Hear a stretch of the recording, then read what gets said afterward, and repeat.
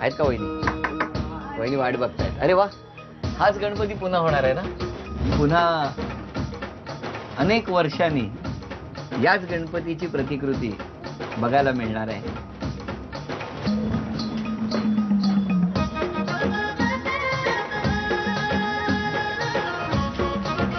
धन्यवाद.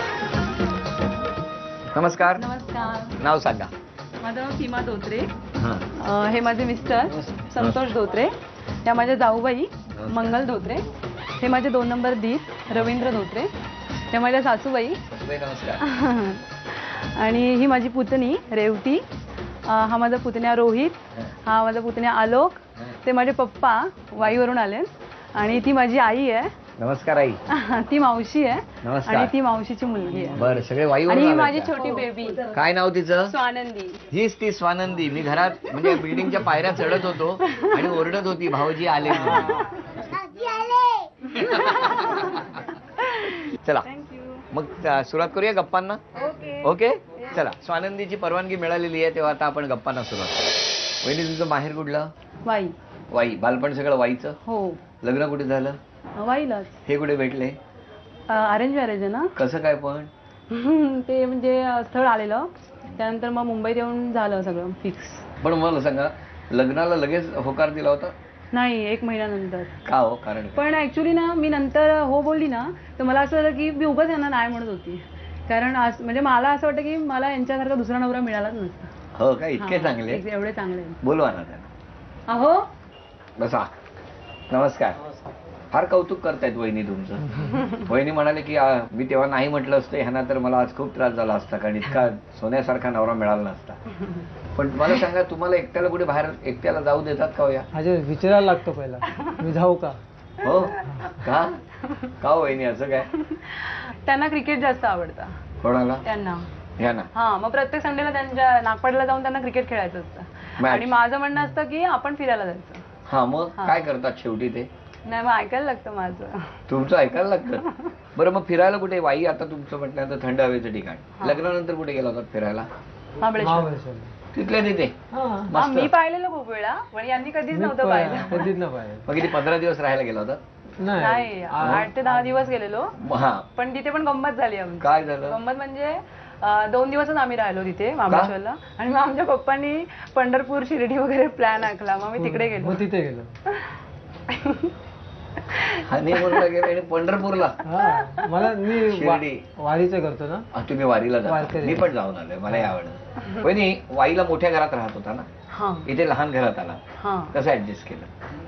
ऍक्च्युली पहिला म्हणजे सवय नव्हती, पण नंतर झालं ऍडजस्ट. पण तुम्हाला माहितीये का, इथे घरं जरी लहान असली तरी असं दिसायला दिसतं की आपलं हे घर लहान आहे, पण संपूर्ण बिल्डिंग किंवा संपूर्ण मजला जर विचार केलात ना तर एवढा महाल कोणाचाच नाही. इतकं एकत्र कुटुंब पद्धती या चाळ संस्कृतीमध्ये असते.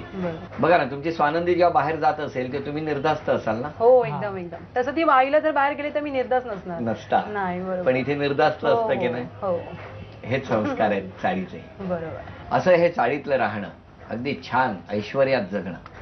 कारण इथे वाटायला खिशात पैसे कमी असले तरी सुद्धा मनाचं ऐश्वर जेवढं या चाळ संस्कृतीत मिळतं तिथे करोडो रुपये खर्चून विकत घेतलेल्या महालात सुद्धा नाही मिळत. मला तुम्ही सांगा मिस्टर, तुमच्या फ्रीजमध्ये थंड पाण्याच्या नारंगी रंगाच्या किती बाटल्या? 4. अभिनंदन, उत्तर बरोबर.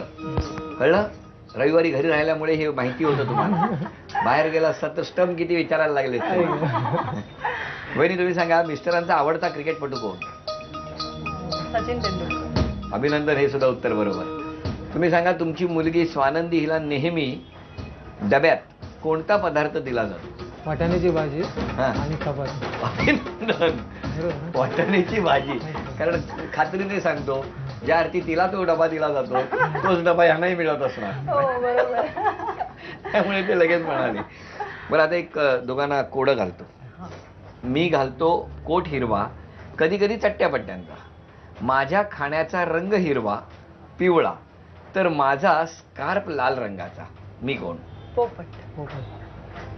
वा, लगेच उत्तर दिलं.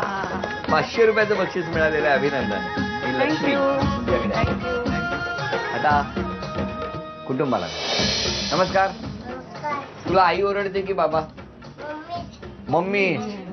तुला फटका कोण देतं, आई की बाबा? मम्मी. बरं मम्मी तुला ओरडते की बाबांना ओरडते? मला तुला. नंतर बाबा.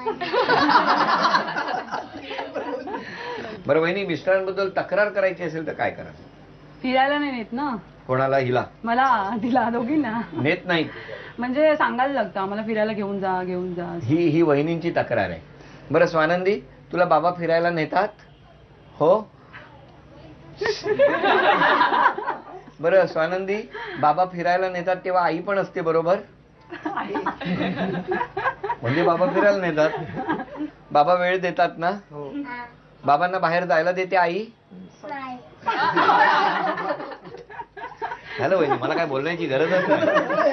त्यामुळे आज तक्रार वहिनींच्या बद्दलच भाऊजींना विचारायला लागेल आम्हाला. बरं वहिनी, आता अभिनय करायचा आणि तुम्ही सगळ्यांनी ओळखायचा. हा.